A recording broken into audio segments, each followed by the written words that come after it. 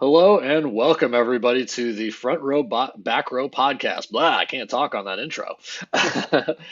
Today we are going to go over the topic of three must-read books to get more new patients. So this all came about when I was looking at my schedule, and here in Phoenix, Arizona, everything is very nice, but it's about to get very hot, and we're going to lose a good portion of our population because they're going to go back up north. So what I need to do is I was thinking, man, I gotta get my marketing dialed in a little bit. I've had a few months now of my own practice, so I have a little bit of cash to work with if I want to spend that on some advertising. So of course I text my consultant slash co-host Brian Wolf with me, as I did introduce him as well. But this is Dr. Brian Wolf, owner of Evolution PT and Fitness, and my name, of course, is Dr. Owen Campbell. I'm the owner of Simplify Motion PT. And anyway, God, that intro You was got it, man. terrible. You got we can't start it over, so you just got to keep rolling. I know, right? We both have like hard outs at the end of this. So Exactly. anyway, our listeners know and love us. Yes. So anyway, I was having these thoughts in my head, man, I gotta get some marketing, I gotta figure it out. What's some good books to read, right?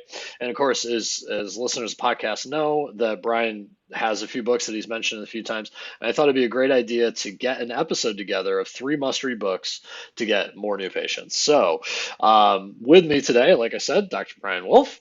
And we're gonna just kind of go over a few things. How you doing today, Brian? Good, man. I'm good. I'm good. One of the things that I would also recommend that we didn't talk about this pre-show, but I would also say is like a lot of times I think people say, especially when they're starting their own business or thinking about it, like when would I read? When would I read? I don't know. And I was the same guy. When you asked me this, all I did was scroll through my Audible, and that is the best $15.99 I probably spend every month. So Yeah. I went through, I've read almost like 100+ books in the last few years just by in my car listening. So, Mm. for anybody who wants to know, like, what's the hack on like reading books and reading them and doing it, I just turn my car into a classroom. Yeah. So every time you're looking, how do I read a book? Like, just put it on Audible and then you can listen to it. And again, you're going to get great stuff from that too. So that's kind of the hack for this too. Kind of a Oh nice man, tool. I wish we had Audible when we were Yeah, in man. like the younger Imagine. grades. It would have been so much nicer. Even think about it, right? Like you're traveling between patients right now. Like Yeah. you could literally you can crank these suckers out right now. You can be doing books Yeah. every 2 weeks, like 26 books a year. I mean, that's you'd be infinitely smarter than you are now, which for you is going from like here's Elon Musk to like a little bit like this. Oh yeah, yeah. For those not looking at the YouTube, his hands were very far apart. Exactly. All right, Brian. So the first book that you told me about, the first one that you said, yeah, you got to get your hands on, um, was by Alex Hormozy. Is called $100 Million Offers. Yeah. And I think that it's important. You gave me three, and we'll tell the listeners what they are. But I think it's important to go in chronological order of kind of like what I should do with my head, right? I got to have a product to give to people, figure out who to give it to, and then how to market it. So the first one with Alex Hormozy, I believe you said told me to read first. So why did you tell me to read that one first? The $100 Million Offers. So I think the big thing that you had also said, and just to make sure we're clear, is like these aren't like my top three books of all time. I love these Mm, books, so that not to fight them, but it was like the top three books for marketing and sales, yeah. right? That's a Yep. great because I also think there's an aspect of like management and other things like that. But I thought if you're thinking about just purely marketing and sales, these are my three favorite books. So the reason I like starting with $100 Million Offers by Alex Hormozy is and by the way, on Instagram, like all these people are great follows too, because they're gonna get tidbits too, and particularly Alex Hormozy because he's kind of dedicated his life now to like bringing value for people. Mm, And that's exactly what this book is all about: is how to design an offer. And what's great is he's in the fitness and gym space is how he started, but now he's in all sorts of different businesses. mm, So he's an interesting guy who talks about how to design an offer that is a slam dunk. And so if you can design a really good offer by creating a lot of amazing value for clients, patients, for whatever in terms of like people buying products, people will buy those things and people will do them, and it makes the next few stages, which is like sales and marketing, much easier. So the first logical order, and by the way, he's also written sales books. He has another book that's I'm sure he's working on the sales book now, but he's also working on 100 he's also got a book $100 Million Leads, which I also have read, which is awesome. um, But I would start with this book because there's so many good things about creating a really good offer that are really helpful for people to then again like buy, right? That makes a lot of sense. So then defining that offer, right? So trying to figure out what my value is, right? But I guess the hard thing is I got to get in my consumer's head, right? I got to be able to say, okay, why are they going to spend some money with me versus the guy down the street, right? Yeah. And so what are some of the things that, he kind of talks about in like how to create a good offer, like how to understand, is there any sort of like way of understanding your customer or anything like that that I think might Yeah. might be a good way to start? And this, again, this is how to like leverage that book really well, right? Yeah. So when it comes to building a great offer in physical therapy, let's use that space. Yeah. In physical therapy, a classic example of what we were taught in physical therapy school that is not a good thing for business is, hey, I'm going to help you improve your range of motion. I'm going to help you improve your strength. I'm going to help you improve your balance. I'm going to help you improve like your back pain or your neck pain, whatever. You're going to help improve that thing, Yeah. right? People don't care about that. They just don't. Oh, Like, okay. people don't care. I mean, not I don't want to say they don't care about that, right? Obviously, if they hurt, they're like, but Yeah. like our agenda is let me increase my shoulder range of motion. Let me increase my spinal rotation, right? Hmm. What people care about is the actual thing that's a vanity type of thing or some form of other other benefit that creates value. So the idea behind value, like a great example for you is here, check out this program that's going to help you drive a golf ball 10 yards further in front Yeah. of all your friends, Yeah. right? Yeah. Because And that's so what they care about. yeah, it's an emotional, we buy products for two things, right? For a couple different things. It solves a problem, but it also Yeah. makes you feel good on a logical or an emotional level. Okay. So he explains that idea behind the $100 million offer. So if you So think what? about the idea of like he does stuff for fitness, so like when it comes to fitness, a lot of the stuff that we have for offers for fitness is there's really three reasons for why people come in for like adult fitness. Hmm. It's either to lose some form of weight, gain some sort of body composition, so whether it's increased muscle mass or decreased body fat, right? Or like longevity, like to feel better long term and age better. Yeah. So the reality is like you just got to create advertising, and that's goes into the kind of next part is around those three topics. That's it. Hmm. You don't have to get crazy with it because, and again, I know when everybody's like, I always joke the they're gonna have the outlier, but what about this person that comes in? Okay, so like the 1% person, but that's not who you're gonna market to. You're gonna market to the 90-95%. So again, in physical therapy, one of the most important questions I believe to ask on initial evaluation is what is your goal with this? Yeah. Right? I want to get back to Yeah. what is the typical answer to that, Owen, right? I want to get back to work. I want to get back to playing with my grandkids. I want to get back to playing sports. I want to get back Hmm. to running again, right? I'd love to be able to hit a golf ball further, right? So there's those kind of things I think is really important to design your offer around. Like, Okay. some a good this is what I've thought about in physical therapy all the time is what's the let's drive the golf ball 10 yards further program, right? Or like Yeah. we designed a program like for lacrosse players, a shot program that we know can guarantee in 12 weeks to increase your shot velocity. Hands down. We know it worked. We worked with a professional Yeah. athlete on it, a pro lacrosse player on it. Yeah. It worked amazingly well, right? As a former lacrosse player, I would have killed for Right. Well, that. that's my point. My point being is like, like a that type of program would be huge. So like, Yeah. a shot velocity program, and then how to create the name for that and market and so on. Okay. So you already gave me a few good ideas that I'm going to be writing down.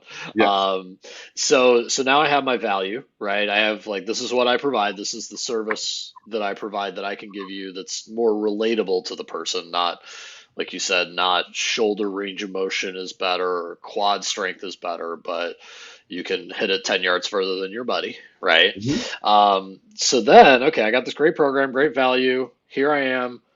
How do I get anybody to actually call me? Like, how Yeah. do I get people to buy it in the sea of things that they get thrown at them all the time, right? And I think that's where I think The Way of the Wolf by Jordan Belfort comes in again is how do I become, I'm a PT, right? I work on joints, I work on strength. How do I become a salesperson? How do I make sure that I get that person to hear what I'm saying, see the value, and make sure that my business can survive?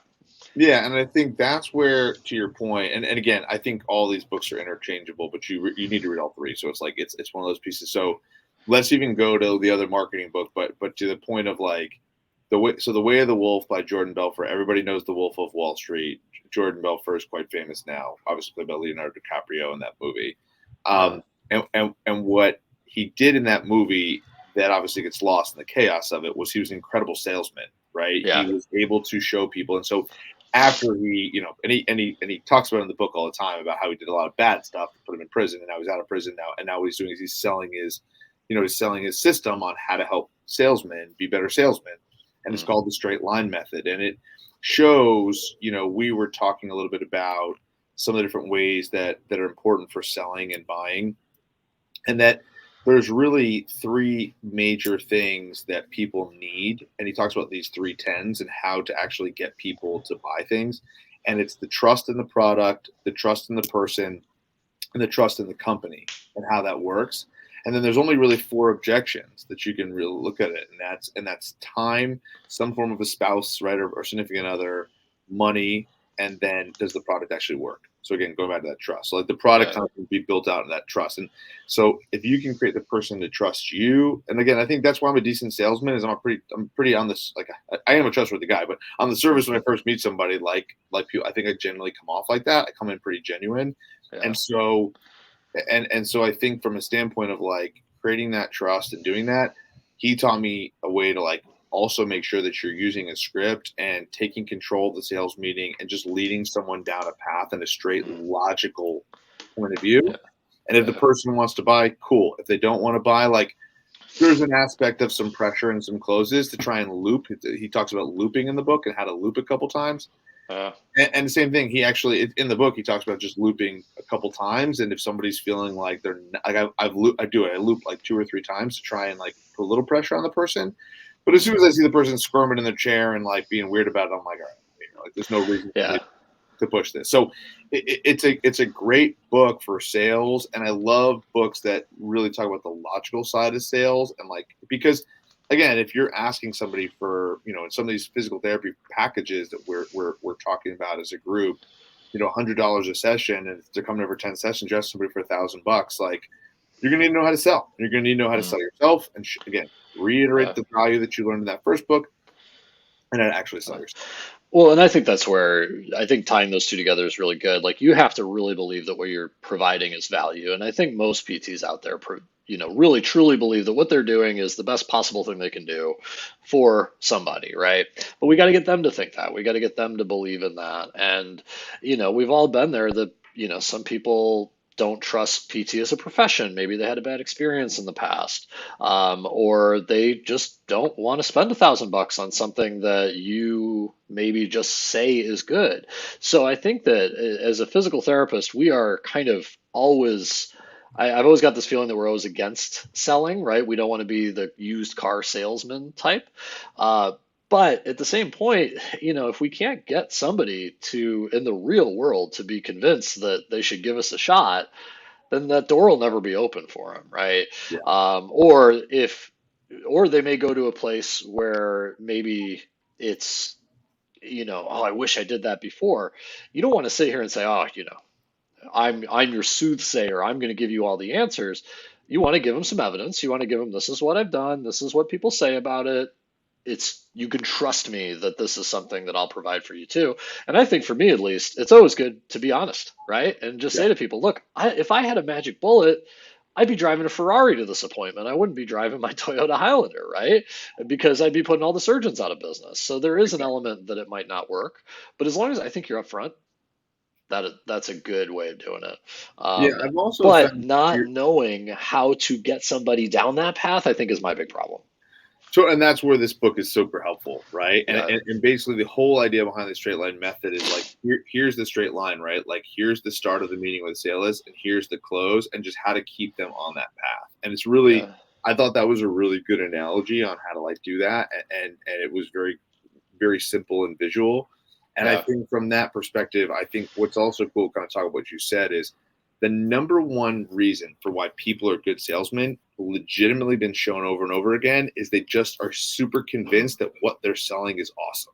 in Mm-hmm. some capacity, or helping the person, or the value that we're providing is so amazing compared to the price it is, right? And so Yeah. that's actually where I think physical therapists have a great advantage. Is Yeah.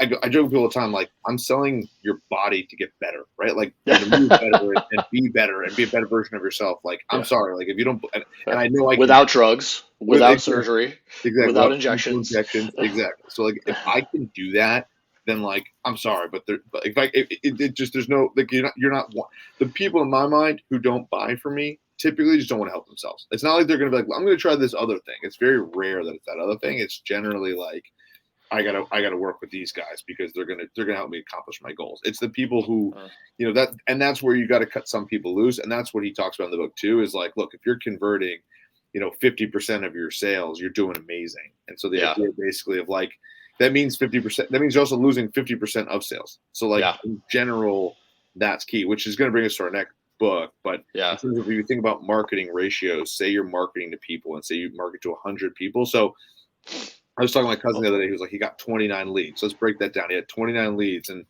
what would be great in that 29 leads is essentially if he landed 2 to 3 of them. And now let yeah. me break down that math on how that works. If you landed 29 leads and I followed up with 29 of them, you're pumped that half of them call you back.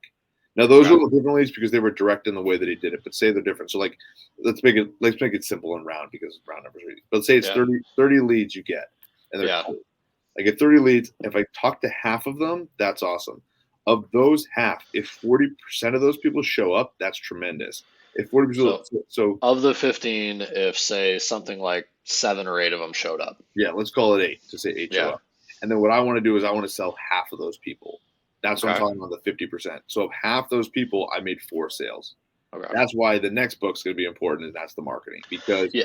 you need to get the 30 leads. Because if Yeah. you're thinking, but I got 4 leads, again, half are going to show up. That's 2. 40% of them might show up. That means 1. That means you have to close them. Otherwise, Yeah. that's just to close one person. So it's important to get leads in gobs versus like 1 or 2. And that's where I think, yeah, I agree with you completely. This next book is going to be something that probably will resonate more, when we're talking to business owners, right? Because the you have to have the value. I have to know that I provide good care, right? You have to know that you can convince somebody else, right? You have to sell that you can do it and that they can do it. But I mean, for me, I'm confident that I can do it, right? I'm relative, although I will say I definitely need to work on the sales aspect. I'm a little, self-deprecating when that's not a great thing to be when you're trying to sell somebody that you're a confident professional. But I think that the big thing I'm wondering is how do I get more people to me, right? So that I can Yeah. have these conversations. And I think that's where the No BS Direct Marketing by Dan Kennedy comes in. Yeah. So No BS Direct Marketing by Dan Kennedy was a book I read a long time ago. A couple mentors had told me to read it. I read it. It made complete sense to me. And especially, like, again, let's go back to physical therapy or any type of health practitioner who's in the private practice, in the private sector. Any of you have dealt with, if there's a physician that referred you clients, but they stop referring you clients as soon as you go off on your own for whatever reason, right? Whether it's insurance differences between your practices, whether they have a physician, they're in a hospital, or they have a physician-owned practice, right? And like they're just in network, like they're whatever. There's reasons for why. Yeah. What this book is really great about is teaching you how to go direct to consumer. Yeah. So what I mean by that, let's break it down. So if I'm going in the physical therapy realm, we were all taught for marketing, let's just grovel to MDs to get referrals. And again, Yes, we I'm were. not saying, yeah, right? And I'm not saying that going to MDs is not a bad idea. Mm, It's just not number one on my priority list. And so yeah. what I mean by that is, finding instead is going, and this is where I think social media is so great, is where and this is where people are like, oh, I just need to create a great social media following, like in theory.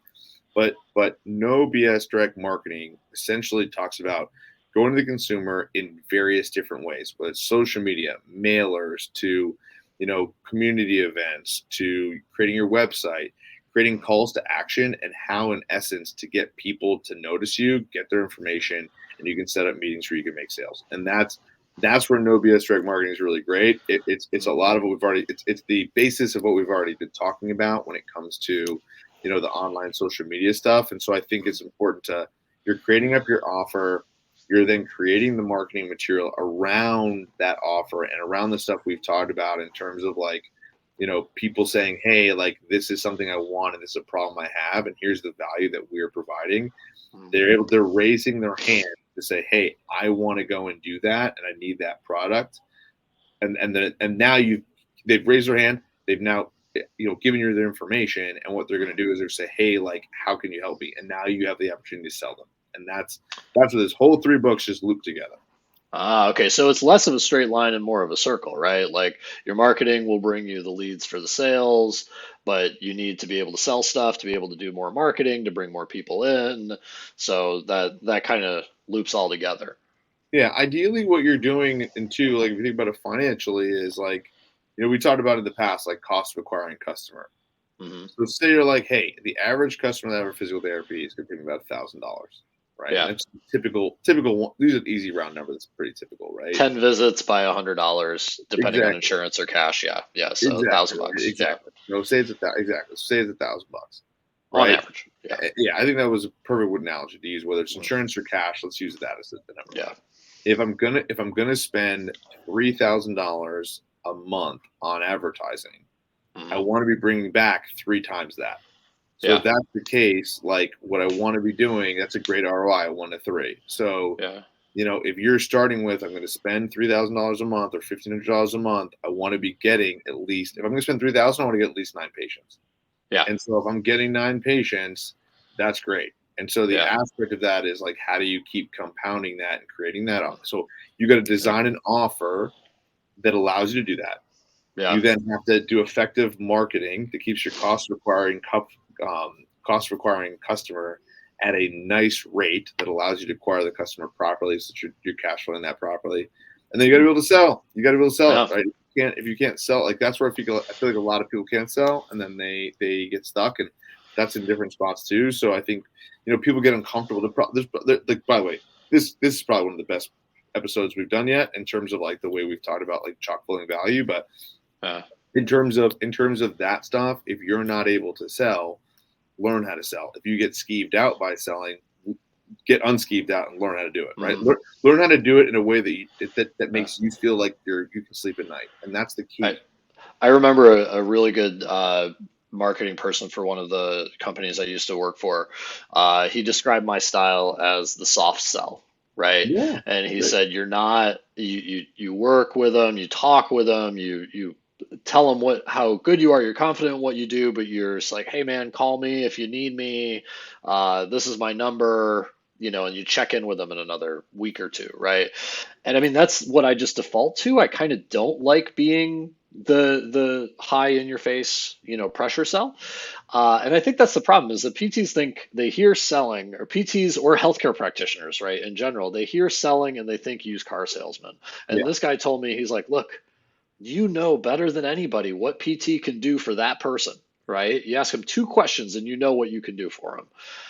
Your job, you should be looking at this as you are helping them, right? You are helping them solve a problem. And once he said that to me, I kind of said, oh, okay.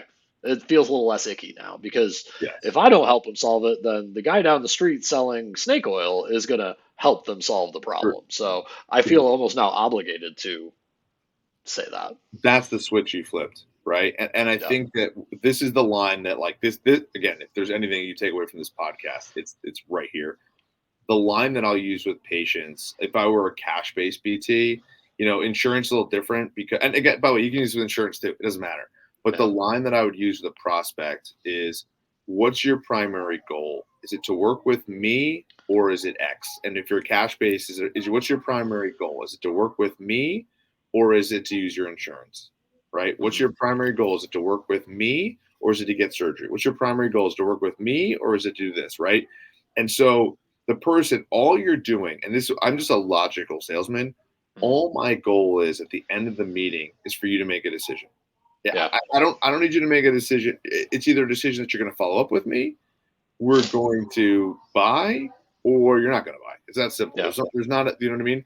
So if the decision is I don't want to buy, that's cool. If the decision is I do want to buy, fantastic. And that, for anybody doing sales, whether you're a front desk person or you're just starting a physical therapy practice in insurance or cash, like that's the line. Because if the person says, "Well, I want to work with you," I'd be like, "All right, well, then this is the shit. Like this is what it is. Like it's like if I This is was a how we do it. cash-based PT, it's cash. If it was Yeah. insurance-based, here's the insurance." And the reason I think that's a great line, and let's talk about the insurance versus cash side, is in insurance now. I mean, someone approaches me and they've got an insurance and they don't have certain benefits, like, or they haven't hit deductible, they haven't done that, like they may need to charge cash. And so Yeah. what's the primary goal? Is it to work with me or is it to do this? Right? Yeah. Because you may go to somebody like to your point about the snake oil is going to do something cheap. And I Yeah. think if anybody's ever been burned, to your point, I think every physical therapist, probably at our age, right? Like everybody's been like, "Oh, well, I would have taught them about physical therapy," and then they've gone and done the snake oil thing with somebody and spent $3,000 and like said, "Oh, physical therapy was not for me," and blah blah blah, and they did something stupid. Like Yeah. for us, I think that's the key in believing in what you're doing, because you want to love what you're doing and believe what you're doing, because we know what we're doing is helping. So Yeah. that's huge, you know. So I think Yeah. that's the aspect of it, is like what's your primary goal, and if your primary goal is working with me, then here's what it looks like, Yeah. and then that's the close. Like they're saying, well, the primary goal is to work with you. Okay, well, like there's that then that means we just do the next steps. We Yeah. figure it Good. Yeah, I think that's absolutely a big thing, that personal connection, right? Like your friend said I was awesome. Do you want to work with me or do you want to find whoever will take your out. copay, or I take your copay, but I'm a 10-minute drive farther away. Do you want to work with me or do you care about that drive, right? Yeah, So those are all the things that I think are, kind of important mindset shifts, right? That I'm yeah, going to have to go through in my journey towards, kind of having the self-sustaining business. And I think those are all I'm writing these down and I'm putting them on my Audible. I already yeah. I got the Audible subscription. They're going to be on my next when I get my next credit. So, That's awesome. uh, I'd love to hear from anybody listening too. I mean, obviously, people listening to this podcast have an interest in physical therapy and the business side of it. So I'd love to hear anything just about what your journey has been, any hangups that you have. We are on YouTube, we are on Spotify, we are on Apple Podcasts. So please reach out in the comments. Our websites are on there. You can give us a call. Who cares? We want to hear from you. So yeah, that's all I got today, Brian. You got anything else you want to end with? No, man, I love it. I think that's great. We should do this more, like with different books, like mindset or management. So if anybody has any questions, we can always talk about this stuff too. It's great. Yeah, I think it's great to bring it towards the PT audience, right? They're big Yeah, books with big ideas, and then if we've been able to implement them, we can digest them and make everyone's life easier. in the healthcare, I think management would be a good one too. You know, for Oh health. yeah. Even if you're Oh not, yeah. if you're not some, I think the one thing I would say is, because you're saying healthcare, that I would also say is, I like that we kind of dove into some differences between cash and insurance-based practices today, because the reality is, I remember I heard this line from somebody yesterday that was in the gym business in another gym business in West LA. And he was like, "Well, my business is a little different because of this. Your business is any different than mine. You need more leads. You need to have a better offer, and you need to figure out how to sell it, right? Like You need that trust. You need people to give you time for your skills or exactly. give So you whether money for your you're skills. like doing insurance, whether you're a plumber, whether you're doing a cash PT, but it doesn't matter. None of this matters. All the concepts we just did are sound, and they'll constantly be sound, and they're skills that you'll learn forever. Boom. We'll end on that. Bang. Love Brain it. drop by Dr. Brian Wolf. There you go. I love it. Cool. All right. Have a good rest of the week, man. Sounds good, man. You too. See you. Yeah.